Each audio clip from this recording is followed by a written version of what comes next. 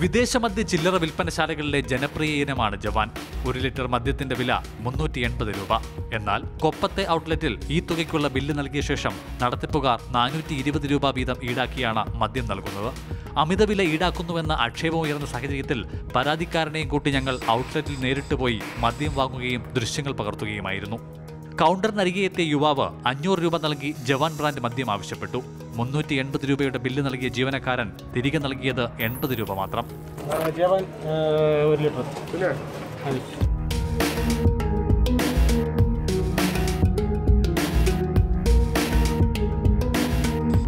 വാങ്ങിച്ചോട് ജവാന് 360 അല്ലേ? 400 രൂപ വാങ്ങിച്ചു. കൊപ്പം ഔട്ട്ലെറ്റിലെ കണക്കുകൾ പരിശോധിക്കുമ്പോൾ ജവാൻ മദ്യത്തിന്റെ പ്രതിദിന വിൽപ്പന 300 മുതൽ 500 ലിറ്റർ വരെയാണ്. ഒരു കുപ്പി മദ്യത്തിന് 40 രൂപ വീതം അധികം ഈടാക്കിയാൽ ജീവനക്കാർ പ്രതിദിനം സമ്പാദിക്കുന്നത് 10,000-ത്തിലധികമാണ്.